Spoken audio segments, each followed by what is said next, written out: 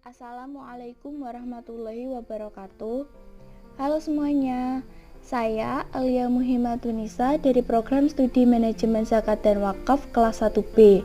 Di sini saya akan membawakan metode tafsir Al-Quran. Metode tafsir Al-Quran dibagi menjadi 4. Yang pertama yaitu metode ijmali, yang kedua metode tahlili, yang ketiga metode muqorin, yang keempat metode maudhu'i.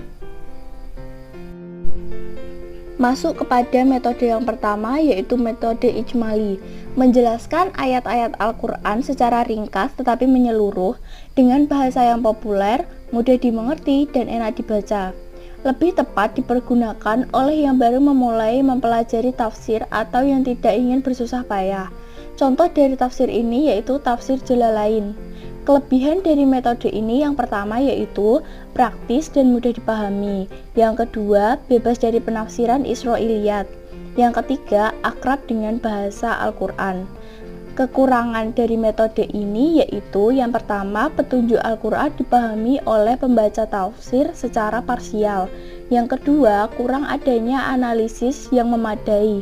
Yang ketiga, terbatasnya segi-segi Al-Quran yang dapat dibahas.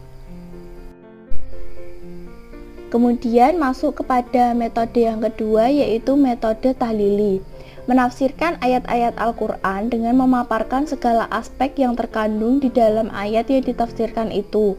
Misalnya aspek bahasa, balaghah, hukum, sekitar surat, dan hubungan antar surat. Juga menjelaskan ayat secara sistematis. Tafsir ini penting jika menginginkan pemahaman yang luas dari suatu ayat yang dengan berbagai sudut pandang. Kelebihan dari metode ini yaitu yang pertama, ruang lingkupnya luas, yang kedua, memuat berbagai ide, yang ketiga, sudut pandangnya banyak. Kekurangan dari metode tahlili yaitu yang pertama, menjadikan petunjuk Al-Quran parsial, melahirkan penafsiran Al-Quran yang subjektif, dan yang ketiga yaitu masuknya pemikiran-pemikiran lain bahkan Israiliyat.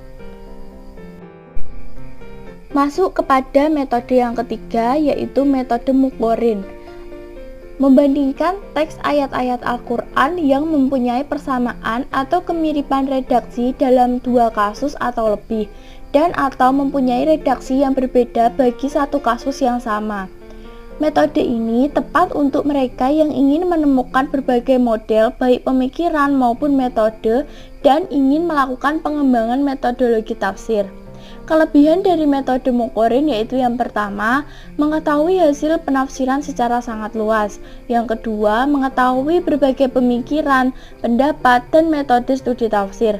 Yang ketiga yaitu bersikap toleran dan luas wawasannya. Dan yang keempat, bersikap lebih hati-hati dalam penafsiran Al-Quran. Kekurangan dari metode ini yaitu yang pertama, hanya dapat dipakai oleh sekelompok orang saja. Yang kedua, mengutamakan perbandingan, kurang mementingkan pemecahan persoalan. Yang ketiga, kurang banyak memaparkan tafsiran-tafsiran baru karena terlalu fokus pada hasil-hasil yang telah ada. Metode keempat yaitu metode maudhu'i, membahas ayat-ayat Al-Quran sesuai dengan tema atau judul yang ditetapkan. Tepat dipergunakan di zaman sekarang ini oleh kalangan intelektual yang ingin memberikan solusi terhadap permasalahan yang muncul dalam perspektif Al-Quran. Kelebihan dari metode maudhu'i yang pertama yaitu menjawab tantangan zaman. Yang kedua, praktis dan sistematis. Yang ketiga, membuat pemahaman para pembaca tafsir menjadi utuh dan dinamis. Kekurangan dari metode maudhu'i yang pertama yaitu mengadakan pemenggalan ayat-ayat. Yang kedua, membatasi pemahaman ayat yang semestinya bersifat menyeluruh. Yang ketiga, tidak mengetahui kaitan suatu ayat dengan berbagai masalah selain yang setema. Sekian presentasi dan video dari saya. Kurang lebihnya saya mohon maaf. Terima kasih. Wassalamualaikum warahmatullahi wabarakatuh.